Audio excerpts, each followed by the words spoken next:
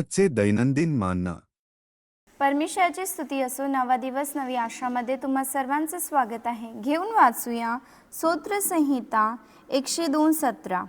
त्याने निराश्रितांच्या प्रार्थनेकडे लक्ष दिले आहे, त्याची प्रार्थना त्याने तुच्छ मानली नाही. तर परमेश्वराचं वचन आपल्याला सांगत आहे की परमेश्वराने जे निराशांमध्ये आहे, परमेश्वराने त्यांच्या प्रार्थनेकडे लक्ष दिले आहे. जे निराशामध्ये, ज्यांचा कोणी सहारा नाही, ज्यांना कोणी समजणारं नाही, त्या लोकांनी जेव्हा ते एकटे होतं, असं परमेश्वराचं वचन म्हणतं की जेव्हा तुम्ही एकट्या, जेव्हा तुम्ही निराशात आहात, तर तुम्ही जेव्हा परमेश्वराला हाक मारतात, तर परमेश्वर काय करतो? आपली प्रार्थना ऐकतो, असं परमेश्वराचं वचन आपल्याला सांगत आहे.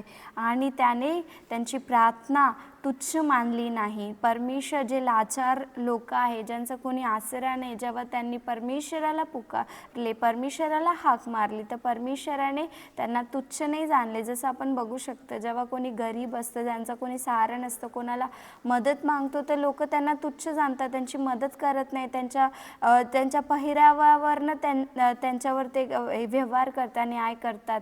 तर परमेश्वर आपला तसा नाही. परमेश्वर आपल्या हृदयाला बघणारा परमेश्वर आहे. जेव्हा तुम्ही निराशात आहात, तुमची सहायता करायला, तुमची मदत करायला कोणी नाही, त्यावेळेला जेव्हा तुम्ही परमेश्वराला हाक मारता, तेव्हा परमेश्वर तुमची प्रार्थना ऐकतो आणि त्या प्रार्थनेला परमेश्वर कधीच तुच्छ जाणत नाही. जसं आपण मनुष्याकडे मदत मागितली, जर एक गरीब आहे, जर तो कोणत्या मनुष्याला मदत मागेल, तो त्याला तो तुच्छ जाणेल, पण आपला परमेश्वर तसं मानत नाही. तर आपला परमेश्वर किती प्रेमी आणि दयाळू आहे. तर चला हे वचन आपण स्वीकारूया आणि प्रार्थना करूया. स्वर्गीय पिता परमेश्वर, तुझ्या वचनासाठी आम्ही धन्यवाद करतो राजा, की तू जे निराशाजनक लोक आहे, जे तुझ्याजवळ परमेश्वर हाक मारतात, परमेश्वर तू त्यांची प्रार्थना ऐकतो, म्हणून तुला धन्यवाद करतो राजा. येशूच्या नावाने प्रार्थना ऐक माझ्या स्वर्गीय पिता. आमेन.